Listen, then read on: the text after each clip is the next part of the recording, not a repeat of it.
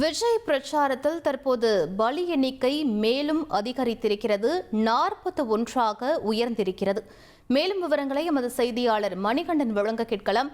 மணிகண்டன், இந்த சம்பவம் தொடர்பான முழு விவரங்கள் என பதிவு பண்ணுங்க. தற்போது இறந்த நபருடைய பின்னணி என்னவாக இருக்கிறது, அது பற்றிய விவரங்களையும் பதிவு பண்ணுங்க.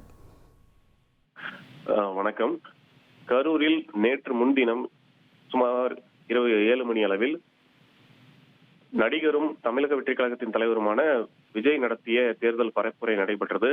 அந்த பரப்புரையின் போது ஏற்பட்ட துயர சம்பவத்தில் கூட்ட நெரிசலில் சிக்கி நேற்று வரை 40 பேர் உயிரிழந்திருந்தனர்.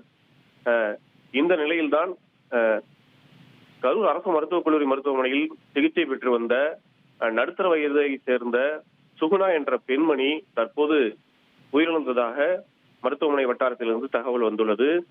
தற்போது பலி எண்ணிக்கை 41ஆக உயர்ந்துள்ளது. அந்த கூட்ட நெரிசலில் சிக்கி மூச்சு திணறல் ஏற்பட்டு பலர் உயிரிழந்திருக்கின்றனர். மேலும் தற்போது கரூர் அரசு மருத்துவக் கல்லூரி மருத்துவமனையில் சுமார் 50 பேரும், தனியார் மருத்துவமனைகளில் 60 பேரும் சிகிச்சை பெற்று வருகின்றனர். விவரங்களுக்கு நன்றி மணிகண்டன். இனி செல்லும் இடமெல்லாம் செய்தி.